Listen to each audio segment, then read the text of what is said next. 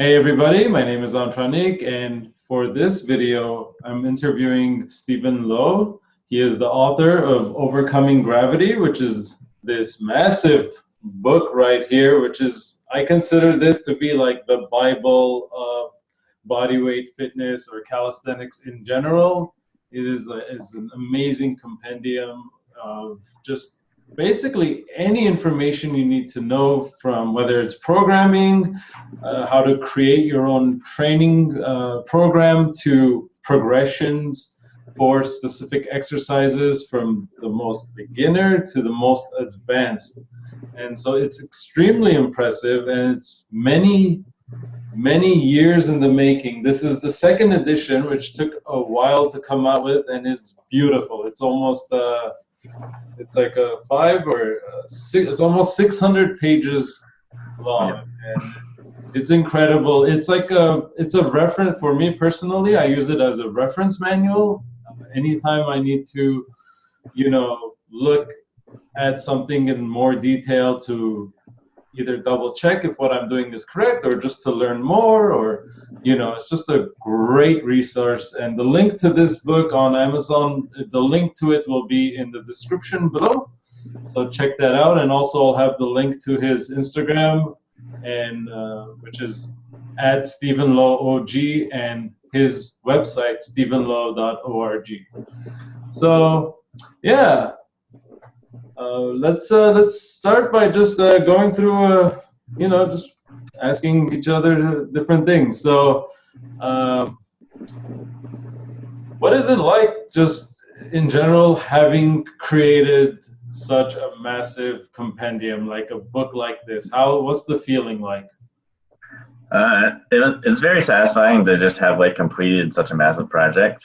And the first edition took me about 18 months to get out, but the second one took over 3 years or so, 3 or 4 years from me starting work on it. Yeah. Just because I find editing personally harder than writing new material. So. Right. It's easy to just write it down, and then if it's such a massive amount of information, it's really hard on the mind, right? And then I'm sure exactly to find an editor who is capable of understanding these concepts, or finding it best to work that way. So it's very impressive. I bet it's very satisfying. Will there be a third edition? Oh yeah, speaking of the editors, we had to go through a bunch of them because some of them couldn't get through the whole project. So that was definitely one of the holdups that we ran into in getting the second edition out. Yeah.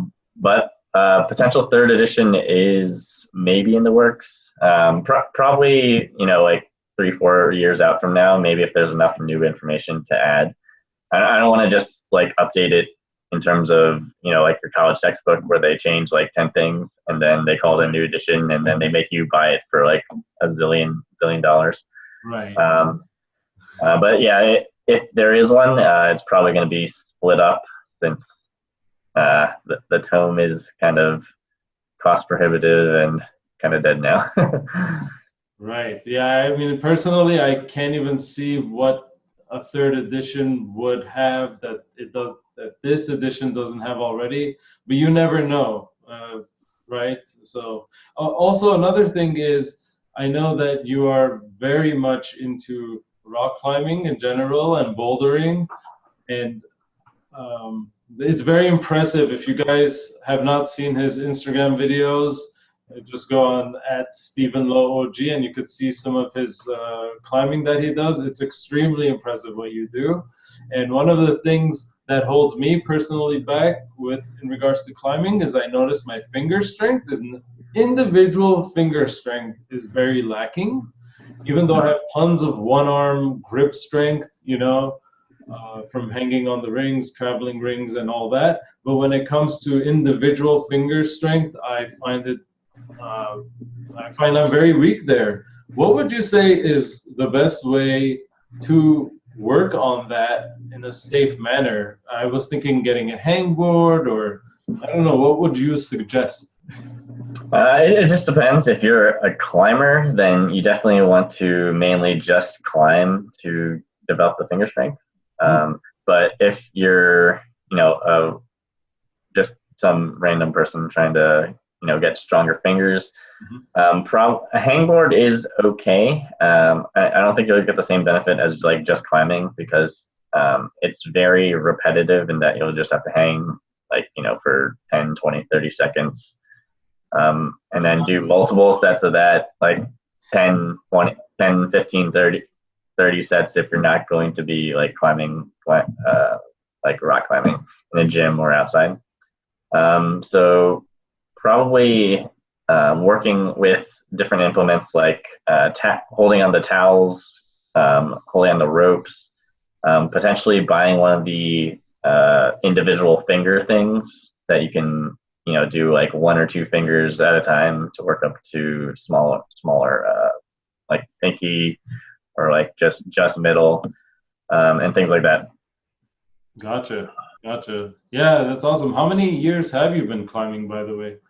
I've been climbing about 5 now, maybe 4, because I've taken multiple breaks because I had to like finish school out, finish my internship, so I wasn't able to climb during that time. But yeah, about around 4 to 5 years of fairly consistent climbing. Yeah, it shows. Is your progress? Is that normal progress? 4 to 5 years to be doing the climbing that you're doing currently? I don't think so. Like most people who climb never even reach 4 to 5 years, just because, okay, maybe they'll get injured and then just suddenly quit climbing because they can't climb anymore, or they found this one hobby that they like for a couple of years and then they find something else that they like instead. Right. If you stick with it this long, I think that maybe a little bit advanced compared to what you could reach just regularly. Most people, especially in like the gym, will get stuck in the B6 to 8 range without any specific training and or working on weaknesses. So that's about what you would see on average. Gotcha. And do you think it's your previous gymnastic strength training that helped you progress at a faster rate and stick to it, or what was it? Actually, I think that my previous strength training sort of held me back in 2 different ways. Like, I think it helped in that I knew how to develop programs and like work on different things, but it held me back in the sense that earlier this year I actually dropped a lot of the strength training I was doing and worked to like a lot of weaknesses and then a lot of climbing specific exercises, and I actually started to improve from the plateau I was on for the past couple of years. So Gotcha. Actually did not help. I see.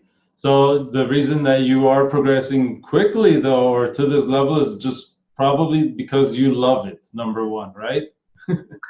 Yeah, especially when you love it, you're usually very consistent, and being consistent is like one of the major keys to progress effectively.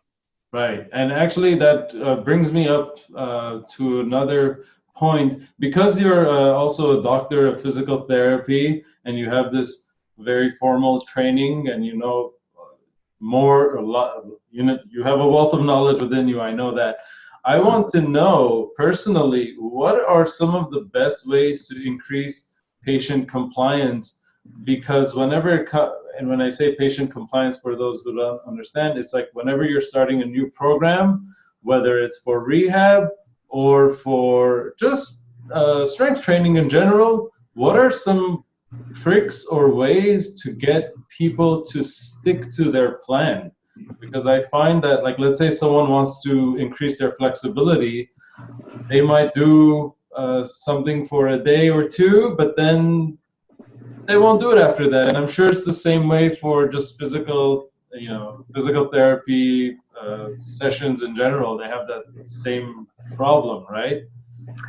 Yeah. So, I mean, obviously, the easiest way is to pick motivated clients or patients. That's the easiest way to do it. But you don't always get that the motivated patient or client. So, some of the things I like to do is tying it to daily activities. So, You know, everyone is going to eat during the day. So, okay, maybe you know, grab your lunch, take a couple bites, go do this specific exercise or flexibility drill, continue eating, and then like intersperse your sets through that. That's definitely one of the ways you can do it, especially if you work, because everybody gets a lunch break. Well, most people get a lunch break. That's definitely one of the ways you can do it. Some people like alarms, setting alarms and having like a set out specific time to do it. Other ways I think can be effective is just like having a very invested, you know, coach or trainer who is basically on your butt every day, like messaging you, like, are you doing this? And, you know, if you're persistent enough with it, they'll often just do it to get you off their back. Gotcha. Yeah, it's very important. It's difficult also whenever someone doesn't have that inner motivation. It's tough, I would say. Luckily for me, I just set goals for myself, and then even though they seem really distant, I remind myself of what my goal is, and that helps to keep me motivated personally. But I know in the world of physical therapy, a lot of exercises, well, even in strength training in general, or flexibility training, a lot of exercises could be very mind-numbing or boring, extremely repetitive, and not fun, intrinsically fun, you know. But sometimes you got to do you got to do those things to stay healthy in general. Actually, speaking of health, and we were speaking about climbing and fingers, do you ever run into issues with your extensors, your forearm extensors being weaker than your forearm flexors, and that causing issues? I think it just depends on the person. Personally, for me, I get a little bit of it in the grip work I do, and it seems to have been progressing along with my flexor strength, but definitely some people do need specific extensor training. And I think it depends, because like there's a lot of people who almost like a lot of the, you know, elite athletes may just get by not doing any prehab work, not doing any antagonist work, and still progressing to that elite level. So there is some degree of like injury. Some people are just more resistant to injury, let's put it that way, or have the genetics to progress without doing certain things that other people might need.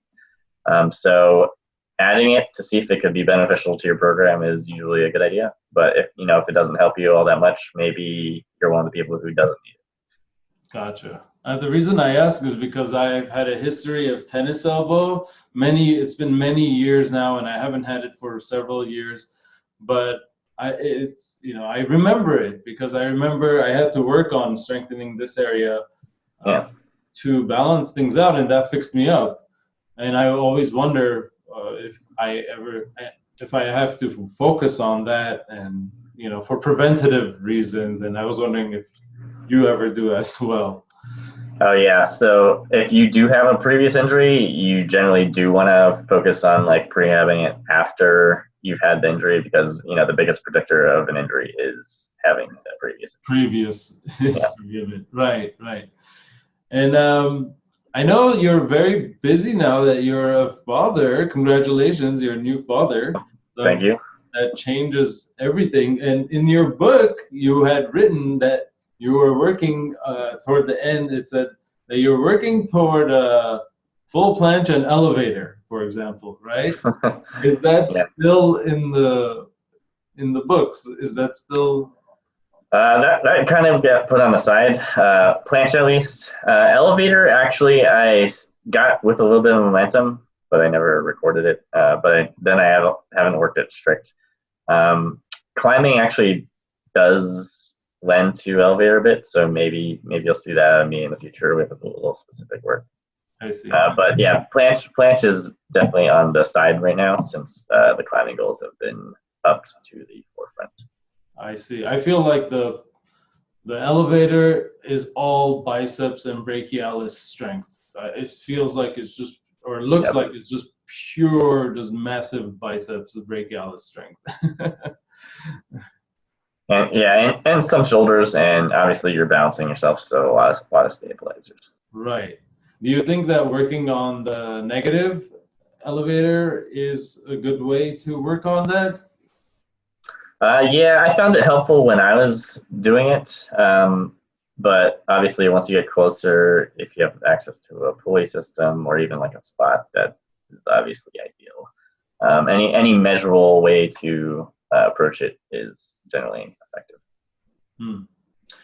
Do you still do hand balancing regularly? I know that you used to, be in the circus arts regularly, and you have, very impressive acts. But those were a while ago, and I don't know if do you still just do it on the side on your own, or what's that like in regards to hand? I actually just do it occasionally. I don't like specifically train. Right now, all my sleep's going towards recovering because the baby's been up, all night, or just like putting it into climbing to see if I can get to some of the goals I've set there. Gotcha, gotcha. Um, if you could, send a message to yourself 10 years, you know, yourself 10 years ago, what would you tell yourself?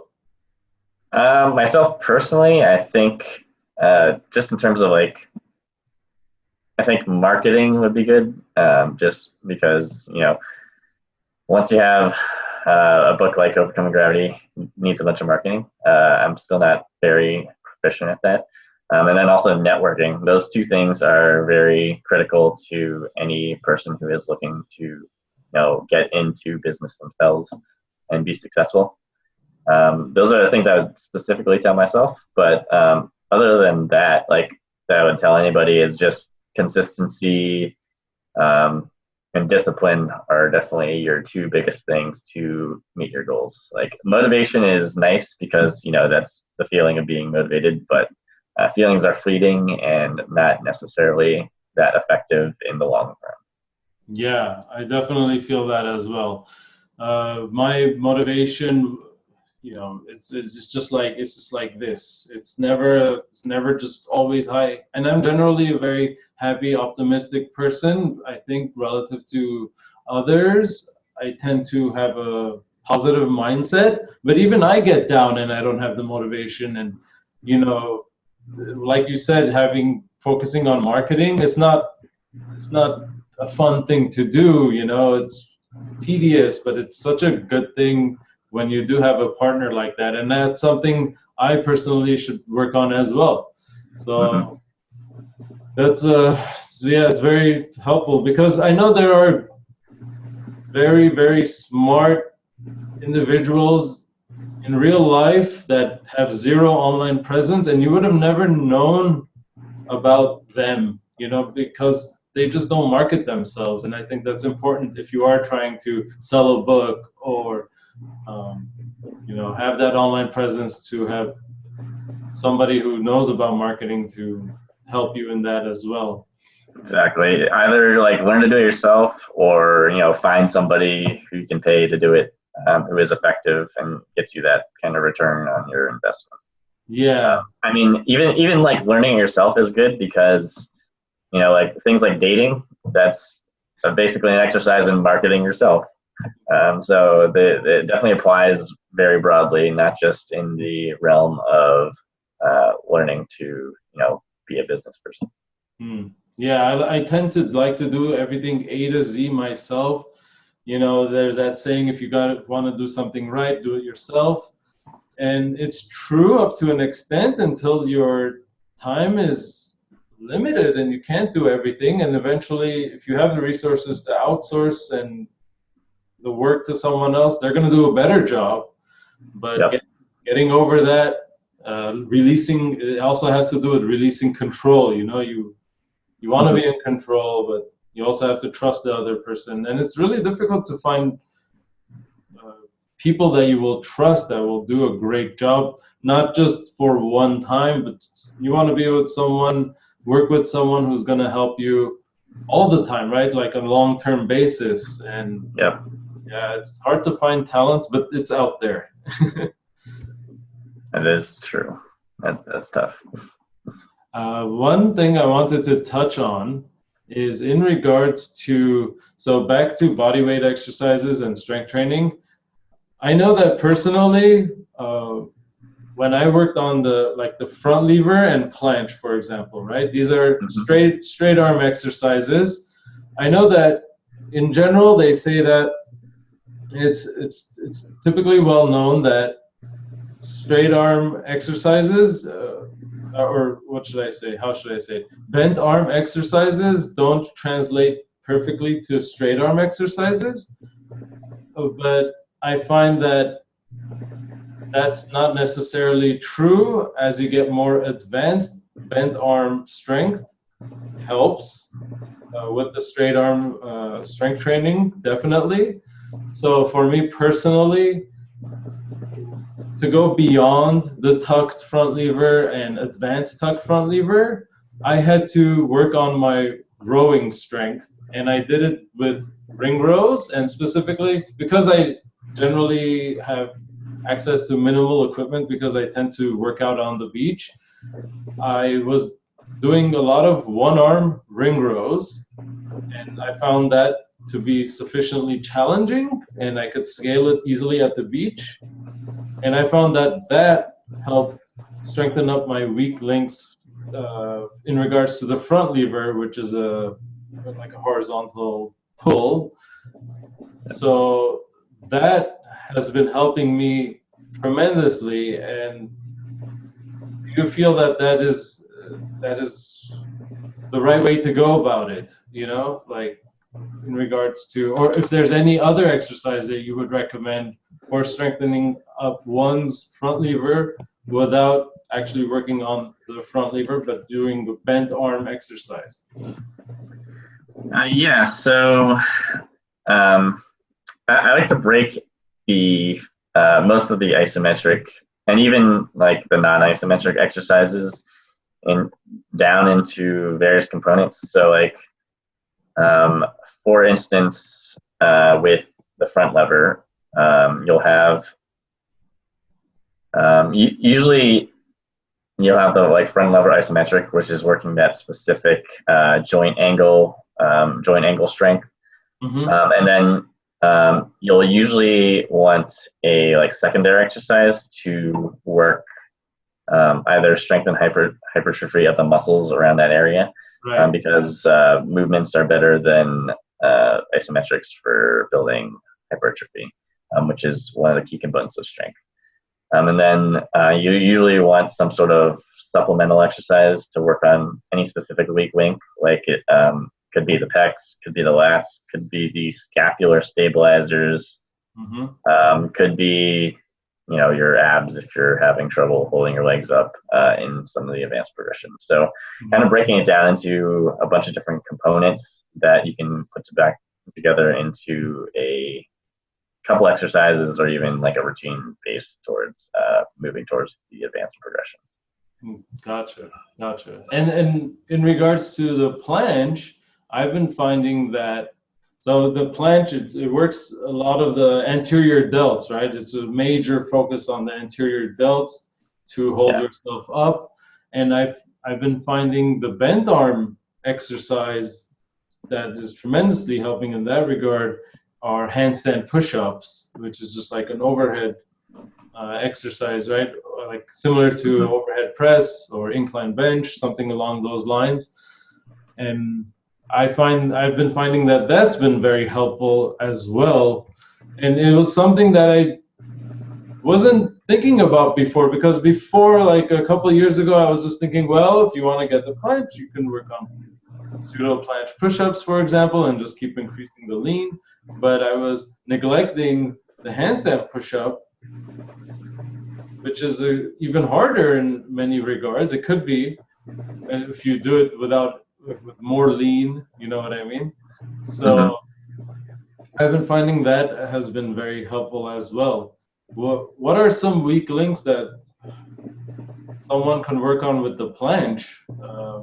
Is that do you think that's a good plan with the handstand push-up, for example, to help with the anterior delt strength? Again, this is if someone has minimal equipment, other than just doing belt raises with a dumbbell.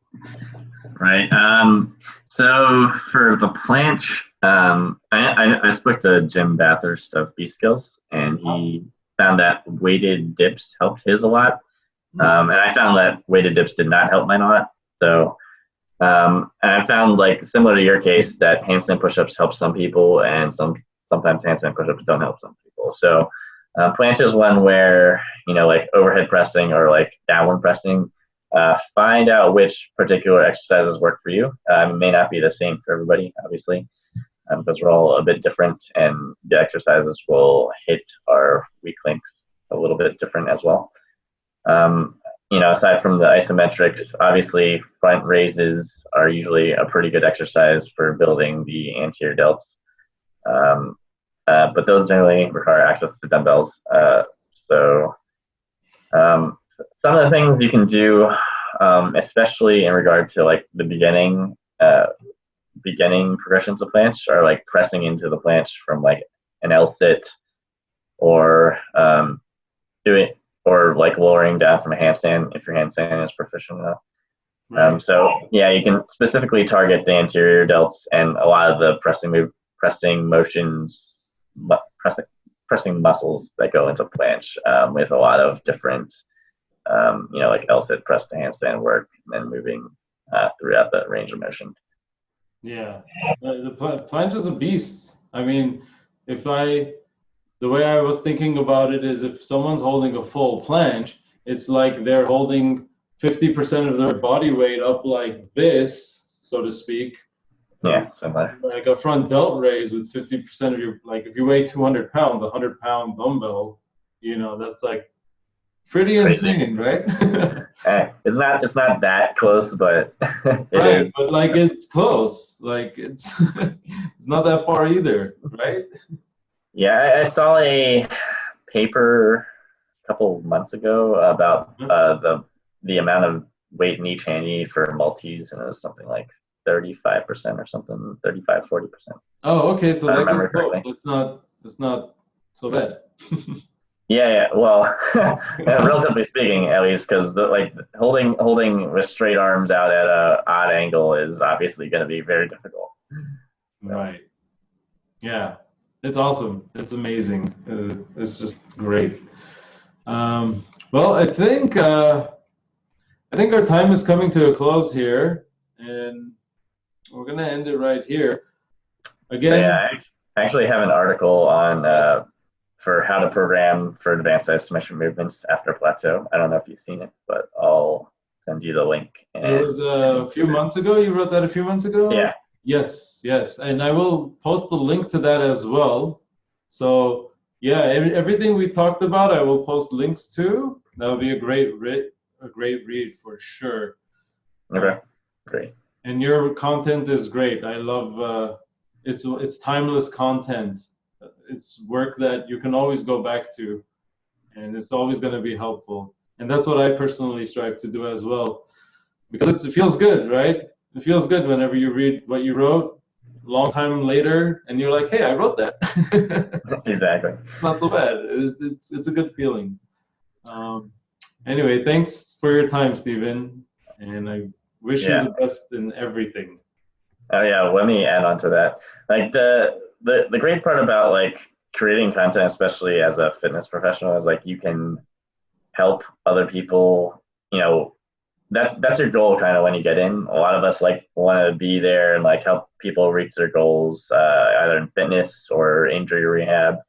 And then just having that content out there helping people, as well as being able to support yourself through it, that's like the dream for a lot of fitness professionals. Definitely, that's the dream for me as well. My passion is to help other people. That's the whole reason why I do what I do in the online world in general. And I find it's a blessing that we have access to things like YouTube, the ability to share things with YouTube and our blog posts and whatever else. It really is a dream, because like I could teach a yoga class, right? And 10 people show up and I help 10 people, which is great. Or I make a yoga video and then like 1,000 people watch that. and I helped 1,000 people. It's hard for even my brain to comprehend that I was able Right. to help that many people. But it does help people, and that is one of the reasons why I do what I do. Is it's just a good feeling overall to be able to do that. So we will keep doing what we are doing. Exactly. And as far as like overcoming gravity, there's also overcoming poor posture, and then I'm working on a third one, overcoming tendonitis. So, Oh, that's great. Overcoming tendonitis will be the next book. yeah, that is the next book in line, and has required a lot of research. Looked through several hundred studies already. Wow. I'm trying to keep track of all of them so you can source them once you have all your stuff written out. Nice. I look forward to that. Any idea when that will come out? Hoping next year, but Mm-hmm. I'm working with a partner on that, so depending on how we get our schedules together, I'm having a meeting with him hopefully in December after I go back to Maryland. Cool. I look forward to it. Well, Yep. thanks again for your time, Stephen, and hopefully we'll do this again soon. Yep, that'd be great. Yeah. All right. Take care. You too. All right. Bye. Bye.